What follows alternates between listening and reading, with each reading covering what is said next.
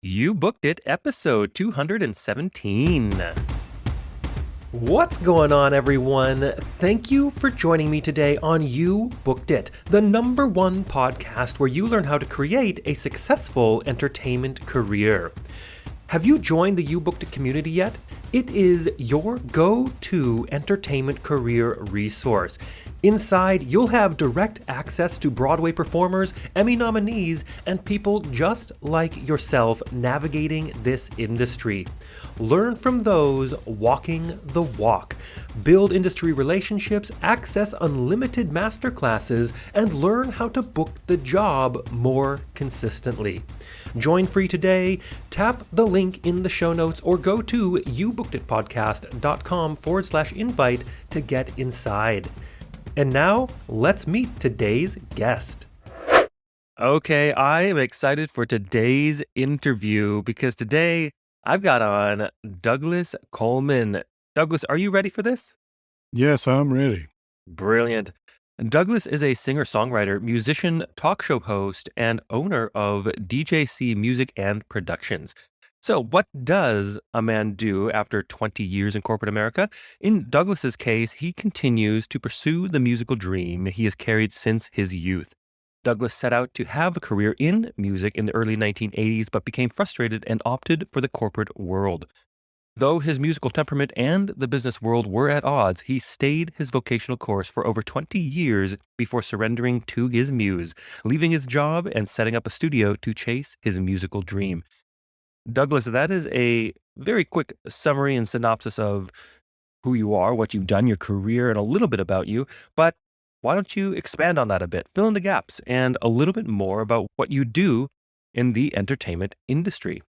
Okay, great. Well, first, thanks for having me on the show. I appreciate it. I grew up in Boston, and when I was 18, I moved to New York City with stars in my eyes, and I was going to become the next Elton John or Billy Joel because I'm a piano player, singer-songwriter. And I hooked up with a band, and we started playing in little clubs around New York City and out in Long Island. And at the same time, I was going to the American Academy for Dramatic Art and was studying acting. Well, the band got a little bit too busy, so I dropped out of the school and stayed in the band full time. About a year and a half, almost 2 years into my pursuit of a career in music, my father got very sick, and I had to return home to Boston, and he subsequently passed away. And then everything changed at that point, because originally I was planning on just going back to New York, but with a heavy persuasion from my mother, who said, you got to stop all this nonsense and go get a real job, finish school, Yeah. stop all this. And so I said, okay, all right, fine. So I finished school and I got a job working in corporate America. I don't want to name the company because it's a big No worries. company and I don't want to give them any advertising. So I worked there for 20 years. The money was really good, but I felt my soul being, sort of sucked out of me, if you will. Mm. In the 20 years that I worked there, I wrote 2 songs, barely played the piano, this was pre-internet, most of it. So there wasn't really any outlet for me to do anything. If I was going to do music, I'd have to do it for real. After 20 years, when I had enough money saved up and a pension that I could draw on so I wouldn't starve to death, because I didn't want to go back to the starving artist routine, not at the 43 years old. I quit everything. It was a major midlife crisis. And I sold my house. I quit my job. I moved to Las Vegas, set up a P.O. box, got a driver's license, and a U-store it. And then from Las Vegas, I took off and went to Thailand because I figured I just needed to get as far away from all of it as I could to clean my head and to just, shift gears, if you will, change the channel in my brain. So I ended up with a job there teaching English because at that time they were just basically taking anybody. If you came from one of the English-speaking countries, they're a little stricter now, I think. But at that time you could pretty much just get in there without any issue. So I landed a job at a university 300 miles north of Bangkok in the middle of the Reis Delta, very beautiful country up there, and worked there and rented a small house and then started writing music on my, off time after work. And I wrote probably 25 to 30 songs in just those couple of years. When I came back to the United States, I set up a recording studio in Las Vegas and started writing the music and found a producer. He found me, actually, and started working with a producer. We put out 4 tracks. They did pretty well. At the same time, I was promoting my music, going on podcasts, which was a new thing for me. Yeah. And I found that while some of them were really good, some of them were not. And I thought, you know what? I could do this. I could do this kind of work and help other people, help other musicians. Because at that point, podcasting was just getting going. It's not like it is now. Mm-hmm. So I started the Douglas Coleman Show and started audio only first, did a very simple format. And that's been going since 2015. And last year during COVID, we started the Douglas Coleman Show VE Video Edition. And that has been going for just a bit over a year, and we've done 294 productions. We've been very busy with that show. That show really took off. People like the format, and we get a lot of interest in people who wanted to come on the show. So that's what Douglas Coleman does, and DJC Music and Productions, which is my company. That's what we do. We produce music, and we produce 2 different content shows. Yeah, very cool. I am excited to get into this interview more and explore more of that. You've had such a journey through your career. This is exciting. And for everyone, I had the pleasure of being on 2 episodes of Douglas's podcast. So you can feel free to check that out as well. We had a lot of fun just having lots of good chats about the industry and things like this. So you can always check that out. And of course, I'll have the links in the show notes so you can check that out. But let's move on to this first section here. And Douglas, look, I am a sucker for a good quote. What is your favorite quote you'd like to share with everyone? Does this have to be something I made up? No, it can be anything you want. Okay. The more I get to know people, the better I like my dog. Mark Twain. So good. I love that. How did that come about? How does that work its way into your life a bit?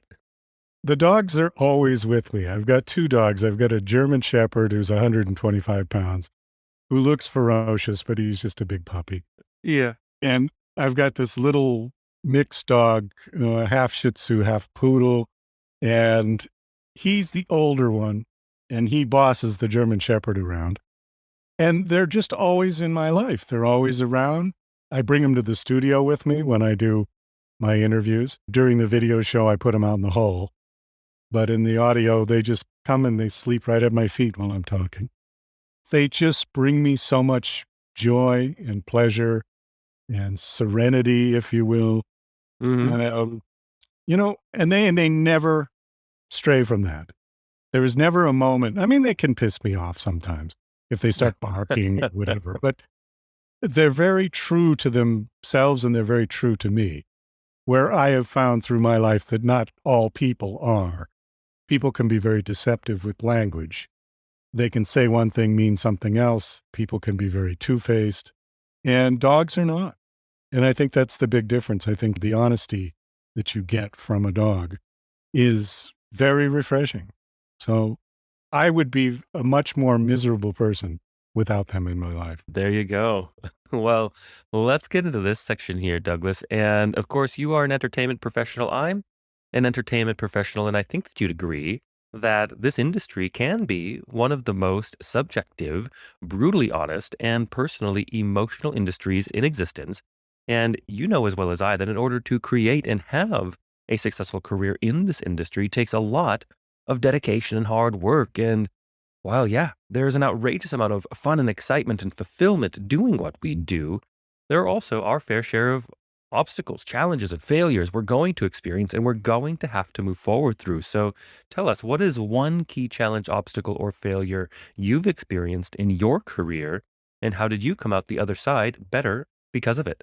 It's hard to pick just one because there's been Yeah, so many. fair. But I would say probably if you decide to do this as a career, as a business, in other words, try to make money at it, Mm. then you've got to approach it as a business.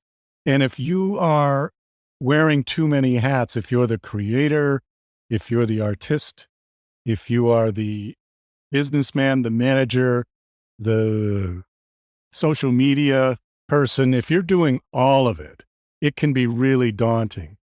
But the biggest problem that I saw for myself was separating your content as a commodity versus some artistic expression from your soul. Because other people are going to look at it as simply a commodity in the sake Mm. of numbers.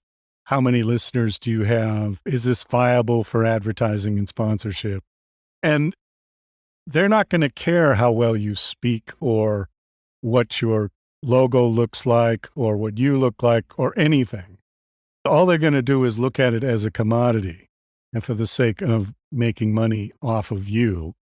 And it can be very disheartening for people when they've put their heart and soul into whatever it is that they're creating. So the challenge has always been to separate that. The more you can separate it, the better you'll be adapted at being able to handle both sides. I think we got into this conversation on my show. Yeah, a bit. Traditionally, people had managers to handle all of that, and they could just concentrate on their craft and not have to deal with the business side of it. But what's happened with internet is that it's created this DIY environment where you've got to do it all yourself. And you need to establish yourself to a certain level before you could even interest a manager who would work in the traditional sense off of a commission. There's a lot of people out there who'd be happy to manage you for an upfront fee. I've seen lots of those people out there. But that's not typically how it worked. Was if you got work, you both got paid. And it was up to the manager to find work for you. If he didn't find you any work, you didn't get paid. And neither did he. Exactly. So as more people are doing it themselves, I think that's one of the biggest challenges. Yeah, for sure. Yeah, we definitely dug into a lot of that conversation on your podcast. And it's tough, right? And you can kind of understand, and especially from, an agent or even like a regulated or like a union kind of regulated agency, like an actors equity agent, they can only take 10%, right? You can't take more. You have to, so that there's that, which is good. And still the issue is, or is becoming even more and more, I should say, is that the way they get paid, like you said, it's a commission-based thing. You get work, they get money. Everyone gets paid at the same time, right? So it's a big win-win scenario, but they still need to get you in the room. They still need to get a producer, whoever it is that is doing the casting, to see you, right? And unfortunately, because there's so much DIY, because there's content out there, people and marketing and social media and things like this, that to be someone who a producer or casting director wants to see can be very challenging if you don't have all of that DIY stuff. It's kind of this catch-22 scenario. You're right, it is. And I suppose, now I don't know, I've never actually pursued this avenue, but I suppose you could just pay your way into the room. I'm not sure if that would be the best scenario or not, because you can have a lot of money into a talent, and then you would just lose your money. You'd get in the room and they'd say, nope. So I don't know if that's the way to go or not. There is a lot of stuff out there, and to get your head above water really is the challenge. And I think that's what we're all doing.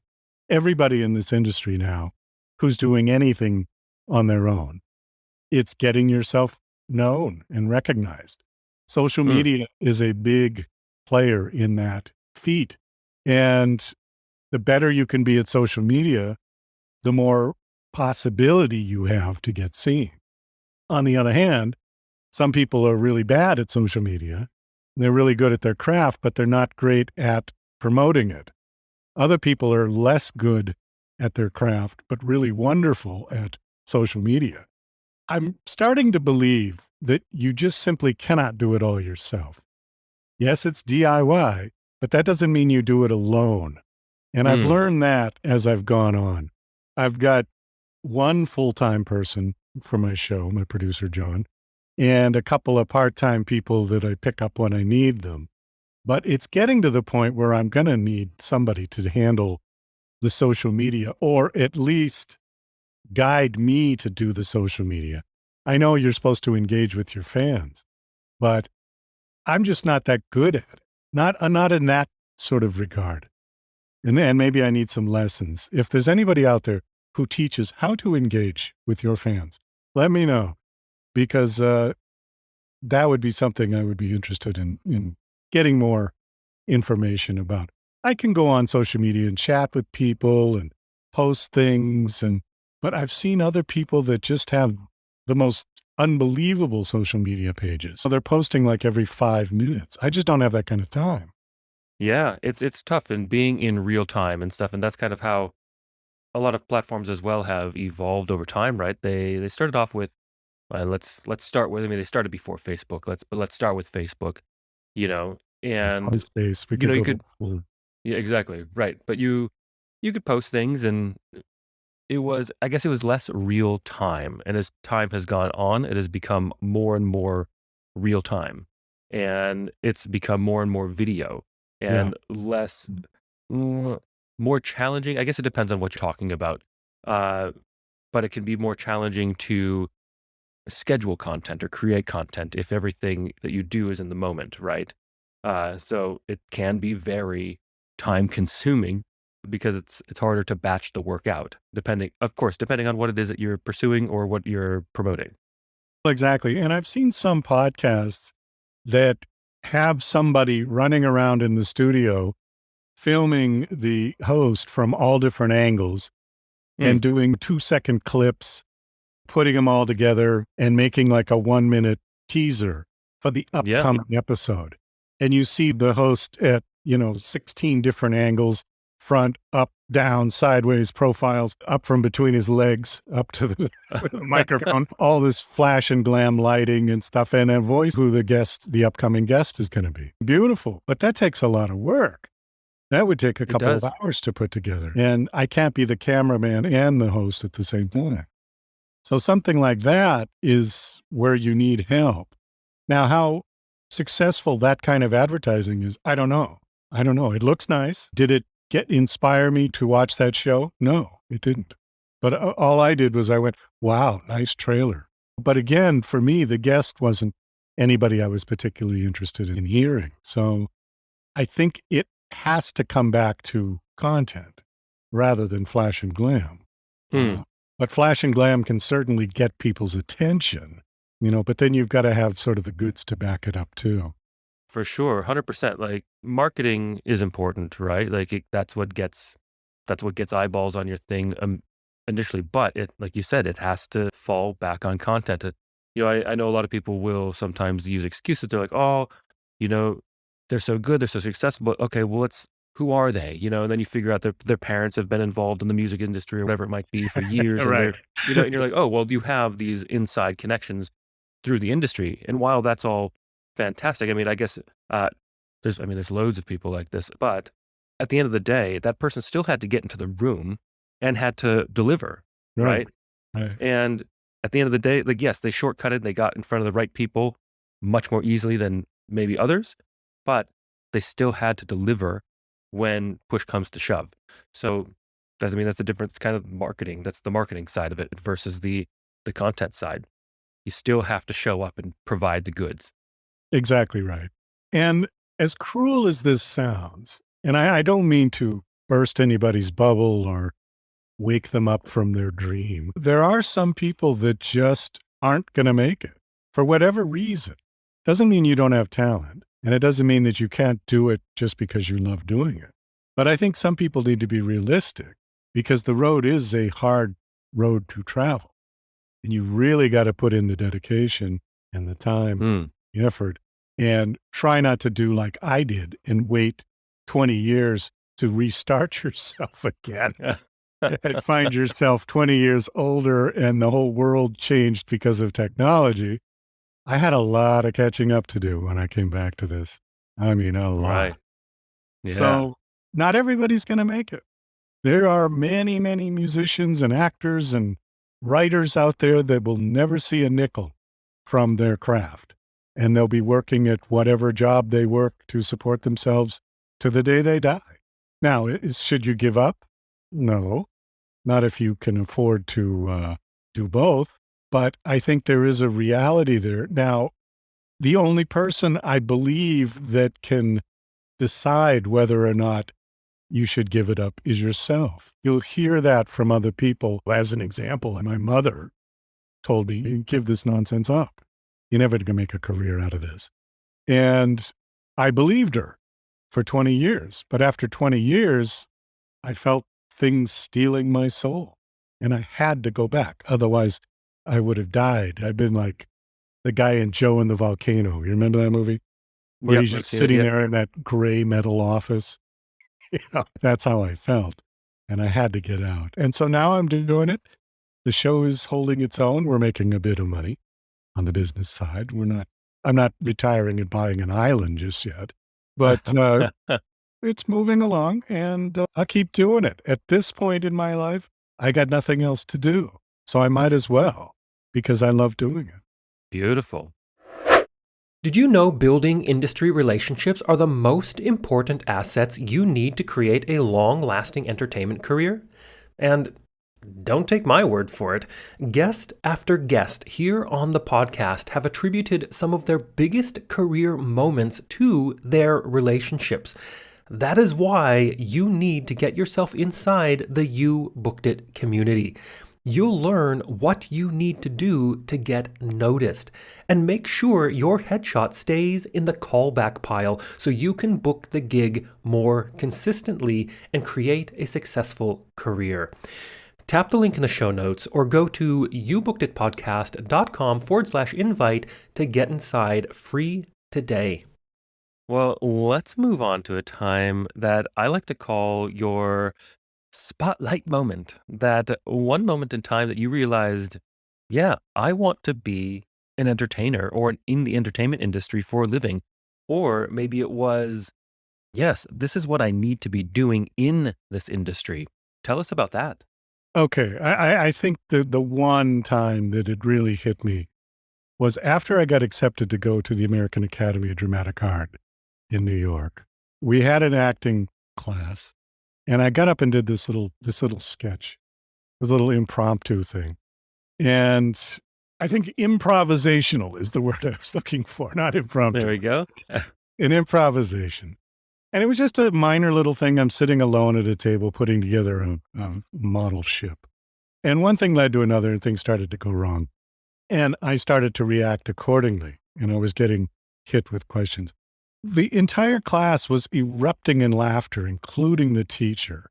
And this teacher, I respected her greatly, but she was not easily amused because she had been there for a long time and had seen it all. And this was back in the days when they allowed the teachers to smoke in the classroom, but not the students. It was very bizarre. And so she'd sit there in her big chair with her cigarette going and looking over her glasses at you while you're doing it with this stern sort of face. And she was rolling. And after I finished, everybody stood up and gave me a standing ovation for a couple of seconds. And when it quieted down, the teacher looked at the rest of the class and said, "That's where you people all need to get to." And when she said that, I was like, oh my God, what did I just do? And I thought, okay, I'm in the right room. I'm in the right place. That's when it hit me. Very cool. Well, let's piggyback on that real quick and let's talk about your number one booked it moment. Walk us through that day, what was going on in your life, and what about that moment makes it your favorite booked it moment? I would have to say that was probably, but then there was another one with music where we played, and I forget the date, but we played at the Long Island Music Festival with the band that I was with. And there had to be 5,000 or 6,000 people. It was like a mini Whoa. Woodstock because it was Yeah. outside. It was hot. We couldn't hear ourselves because the sound just went into nowhere. Mhm. And we didn't care. and we played for about 20 minutes. People were crazy. People were jumping up and down, yelling, screaming. There's nothing quite like playing in front of 5,000 people and everybody glued to you. So I think that was probably the best booked it. And we actually were good enough to play there because there's some fine musicians that play at that festival. Very cool. Yeah, there's nothing quite like the energy of a live crowd. I love all of this virtual stuff, and I think it's here to stay in a lot of regards to the industry. But we do it ultimately for that live experience, right? You can't replace that Yeah, energy. there's nothing like it. Live Yeah, is the best. absolutely. Well, let's take a moment to talk about the present. What are you working on now? What are you looking forward to? We're kind of, I don't know, coming in and out of this pandemic. Uh, how do you see the entertainment industry moving forward in the next couple of years?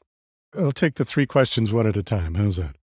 Okay. Great. The projects I'm working on now is expanding the VE show because Mm, as I mentioned, we started the VE show out of COVID because my idea was to provide a virtual talk show for people, particularly authors who were trying to promote their books, who couldn't go on book tours because COVID shut all that down. So we were doing a virtual book tour and have authors come on and talk about their books. And we set it up in a living room style set so that it gave a little bit more of a relaxed feeling. And I was just talking with them at potentially a book signing kind of deal. So we want to expand the show now that COVID is winding down, hopefully, to actually have live guests in the studio where I could talk to mm. somebody in person, face to face. And I would love to have a small studio audience, like maybe 50 people. Think a small scaled Ellen DeGeneres type show. Yeah. And so that's obviously going to require a much bigger building than what I've got now. So that's where I'd like to take the show, is to set that up. And it would be actually a third show because we would want to set that up as a subscription-based show where we would have live bands, we would have interviews, we would have interaction with the audience, we could do giveaways, we could do all kinds of stuff. Separate that from the VE show, which I would still do on a one-to-one basis with people who want to promote their books or their product, whatever. And then I'd still like to do the audio podcast once a week. So I would have 3 different shows and run them on different platforms. So for example, the audio podcast would go out to all the audio platforms, Apple, and iHeart, and Spotify, those places. And it would be free. The VE show, we charge a fee for the people to come on because it's a promotional vehicle. And that would be free on YouTube. The live show in front of the live audience show, taped live, I guess it's called. That one would be subscription based and people would have to sign up and pay a nominal fee of $3 or $4 a month. And they would get all the shows on one spot, commercial free. And we would do giveaways on the big show where, for example, we thought if we had authors on, that we would give away books to all of the subscribers, probably in ebook format. Yeah. And it would be good for the author because the show, we could actually buy the books. Like just for example, we buy 2,000 copies, ebook copies of their book. That gives them some money. They'd be happy to come on and promote their book. And then everybody who was signed up, who was subscribed to the show, would get the free copy of the ebook. Yeah. So that was cool. one thing that we were thinking about doing. Similarly, with music artists, we would send out download cards for their latest single to people that they could download on Spotify or Amazon or wherever. So I know I'm stealing these ideas a little bit from Oprah, who used to give away cars. But you know what? It works. It's a great Right. marketing tool for shows. And depending on your budget, depends on how glorious the prizes can be. Okay, so that answers question 1 and 2. Entertainment industry, generally speaking, I think it's going to get worse before it gets better. And when I say worse, I'm going to bring up something you said, where more real time. You said, Facebook, when it started out, people posted pictures of their cats and what they had for dinner. And now it's getting into real-time video stuff where people have to film themselves walking to the supermarket and picking out their food, and all of it's going up on TikTok in 1-minute segments.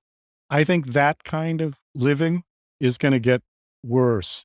And as AI encroaches, people are going to stay home and send their AI version of themselves out into the world, doing all kinds of stuff. And you're not going to be able to tell the difference. So that's what I mean by worse.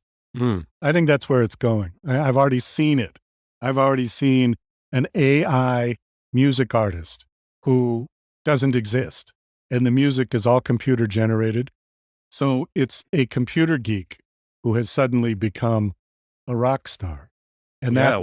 it's real. I mean, Scary. I have an app called, what do they call it? Moobert. I might be completely slaughtering how you pronounce it, but it's an app slash company that creates music for their main target market is for like ambient electronic music for, say, a convention or some kind of meeting, some open noise. space. You need some kind of music going on, Right. right, Right. in the background to create some kind of ambiance, and it's all generated via AI. Yeah. And they all have just different vibes, right? It's just Yeah. instrumental music, but it's just randomly generated. It's pretty crazy. It's, but if you just want, but it's a great app. If you just something to be in the background and be kind of electronic and listening to, it does a good job. You know what it is? It's sophisticated white noise. That's where it's Exactly. Yeah. going. Instead of having a fan going or an Yeah. air conditioner compressor, you've got something a little more interesting. Yeah, there you go. Well, let's move on to one of my favorite sections in the interview. I call it the Grease Lightning Round. I'm going to ask you a handful of questions. I want you to answer them as quickly and concisely as possible, one after another. Are you ready? Yes, I think. All right, first question. What was the one thing holding you back from committing to a career in the entertainment industry? Self-confidence. Second question. What is the best piece of advice you have ever received? Don't give up. Third question. What is something that is working for you right now? Or if you'd like to go pre-COVID, what was working for you before our industry went on pause? The VE show is working for me right now, and getting people to get over this concept of earned media. And little by little, we're changing that with the show. So I'm pleased. I think it's been working out very well. Fourth question. What is your best resource, whether that is a book, movie, a YouTube video, maybe a podcast or piece of technology you found is helping your career right now? Definitely social media. Fifth question. If you had to start your career from scratch, but you still had all the knowledge and experience you've collected from your career in this industry, what would you do or not do? Would you do anything differently, or would you keep it the same? I would have continued with my career instead of taking a 20-year break in the middle. That was too long, and I wasted the best years of my life doing something that I had no business doing. Last question. What is the golden nugget knowledge drop you've learned from your successful career in this industry you'd like to leave with our listeners? That's a tough one. Again, I'm going to go back to the self-confidence because I think that kills so many people.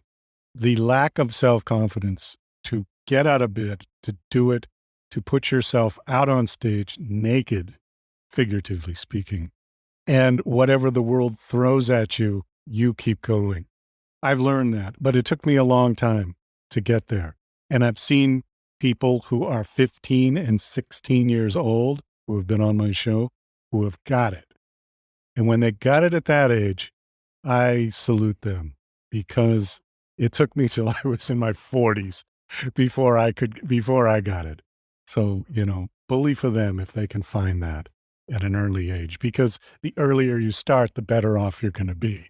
And this seems to be getting an earlier and earlier, younger and younger, I should say, starts with people. Taylor Swift, Justin Bieber, all of these big name multimillionaire musicians got their starts when they were like 15 years old. And that's what they're looking for. I don't think there's too many record label moguls cruising YouTube looking for some 60-year-old man or woman playing a guitar and thinking that they're still in the 1960s. I think that those days are gone. I think it's a whole new world, and they just seem to be getting younger and younger. And to wrap up this interview, Douglas, it is time to give yourself a plug. Where can we find you? How do our listeners connect with you? Is there anything you want to promote? Thank you very much. Yes, everything can be found at douglascolemanShow.com. Very simple. There's links to everything. You could email at douglascolemanshow@gmail.com. If listeners want to connect, I'm on Facebook, I'm on Twitter, I'm on Instagram and LinkedIn. For promoting, if people want a good laugh, they can pick up my book, Don't Do a Podcast, which is a satirical look at the epidemic of podcasts that have infiltrated our society. 2.4 million podcasts currently registered in Listen Notes. And I take a very sort of sarcastic look at it in a quick read of 24 pages. I'll call it my pamphlet.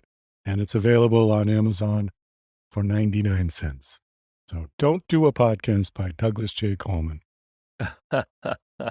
Amazing. And for everyone listening out there, I've put everything, all the links in the description of this episode so you can easily connect with Douglas. And also be sure to share this podcast with your fellow entertainers, coaches, teachers, arts and entertainment educators, and anyone you know aspiring to create a career in the entertainment industry. You Booked It is the #1 resource of expertise on how to actually create a successful entertainment career. Case in point, everything Douglas gave us here today in the interview. If you enjoyed this one, hit that subscribe button so you don't miss the next guest. Douglas, thank you so much for coming on my show. I had such a great time on your show. It's a pleasure to have you. Thank you so much. It was a pleasure to be on your show, and thank you for having me. Thank you so much for listening today. If you enjoyed this episode and want more like it, be sure to smash that subscribe button. Also, be sure to join the You Booked It community. Inside, you can connect with your people, build industry relationships, unlock unlimited masterclasses, and access the tools and training you need to create sustainable career momentum. Get your invite link right now. Tap the link in the show notes or head over to youbookeditpodcast.com/invite, and we'll see you there.